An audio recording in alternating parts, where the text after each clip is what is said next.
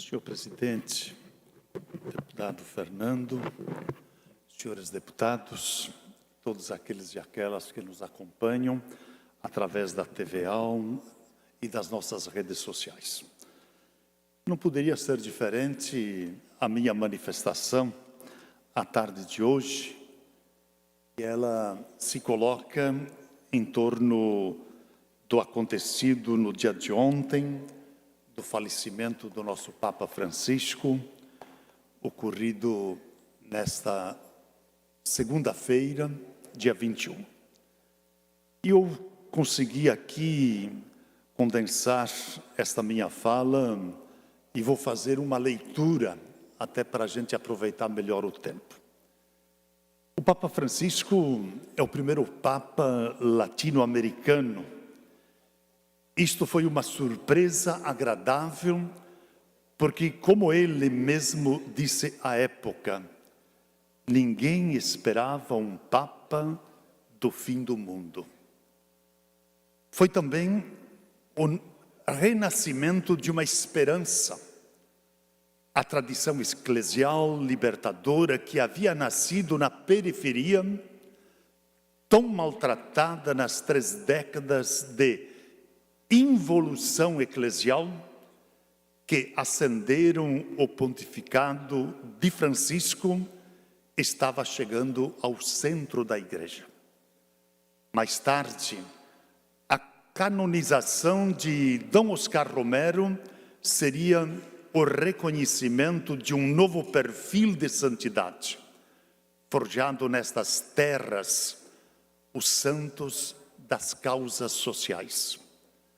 Mais adiante, o Sínodo da Amazônia universaliza a causa ecológica como uma causa evangélica e legitima a configuração da igreja indígenas com o rosto de seus povos.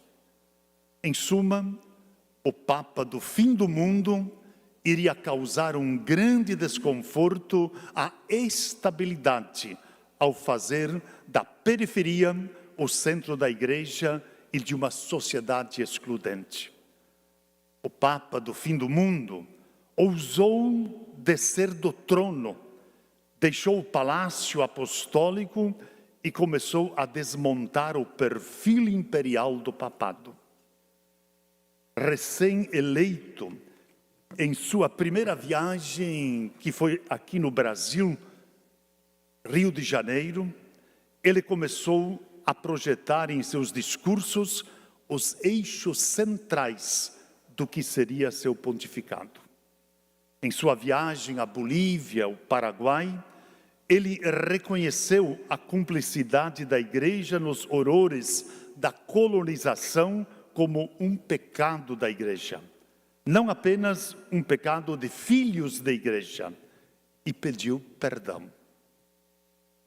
E um tom ainda mais forte, fez o mesmo em sua viagem ao Canadá, reconhecendo a convivência da igreja no genocídio dos aborígenes.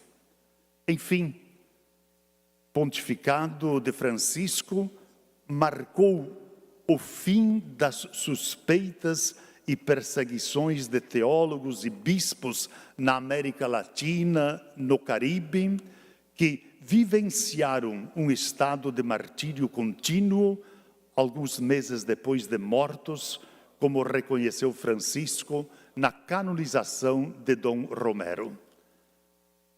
O pontificado do Papa Francisco mudou a igreja na América Latina. Um momento singular no pontificado foi o Sínodo da Amazônia, que transcendeu a região.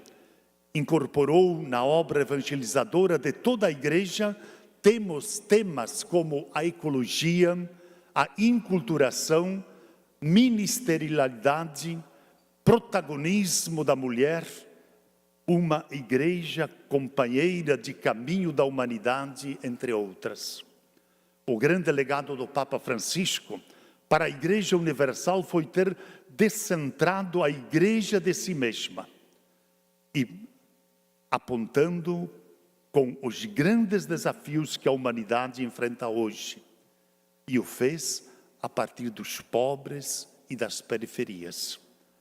Nesta perspectiva, ele foi o primeiro Papa a ir além da doutrina social da Igreja ao afirmar que este sistema econômico é injusto em sua raiz, que esta economia mata, uma condenação contundente do capitalismo.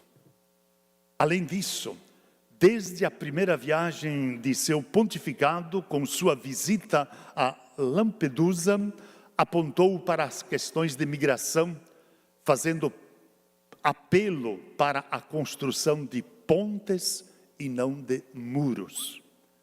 Apontou também para os que vivem nas ruas, dando-lhes atenção especial, começando pela própria casa, o Estado do Vaticano. Um legado de grandes proporções e implicações até no campo da ecologia. Ao que já era um tema da doutrina social da Igreja, Francisco dedicou uma encíclica inteira sobre ecologia integral, a Laudato Si, e uma exortação sobre a crise climática, a Laudate Deum. No âmbito eclesial, destaca-se o trabalho de mais de uma década dedicado à reforma da Cúria Romana. A essa reforma foi incluída a participação de mulheres no posto de governo, inclusive como presidentes de dicastérios.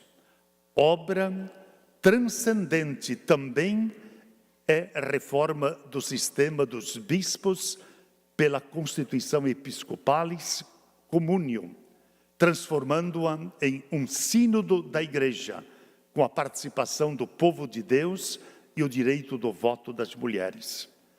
E entre os principais processos iniciados por Francisco na Igreja Católica está o fato de não ter tomado decisões sozinho e de maneira definitiva, como poderia ter feito. Contudo, coerente com uma igreja sinodal, ele preferiu fazer processo, convidar a conversão e decidir entre todos o que diz respeito a todos. Continuam a depender fortemente do Papa a continuidade do processo de recepção do Vaticano II, a implementação de uma igreja sinodal, a consolidação da reforma da Cúria Romana, a superação de uma igreja hierárquica, clericalista e autorreferencial, a acolhida na comunidade eclesial de católicos em situação irregular. Em suma, uma igreja comprometida com as grandes causas da humanidade hoje, como são a crise ecológica, as migrações, uma economia que mata. Algumas questões em aberto ficaram para o sucessor de Francisco, o Papa. A começar pela retomada da renovação do Vaticano II. Nessa perspectiva, é urgente a mudança de perfil dos seminários, ainda de estilo conventual e tridentino, que forma sacerdotes do altar e não pastores com cheiro e compromisso com as ovelhas. O pontificado do Papa Francisco teve o mérito de colocar na mesa todos os grandes problemas da igreja atual, desde o acesso das mulheres aos ministérios, a inclusão das pessoas LGBTQIA+, desde o compromisso radical com a paz, a justiça e a ecologia, até o começo de uma transformação de uma igreja católica em uma unidade de diversidades. Por enquanto, bastaria revistar o Vaticano II. Por enquanto, bastaria revisitar o Vaticano II. Mas a partir do contexto de hoje, o mundo mudou. Mas as instituições básicas e os eixos fundamentais do Vaticano II continuam pertinentes e podem continuar respondendo aos desafios do nosso tempo. Este é o legado do Papa Francisco.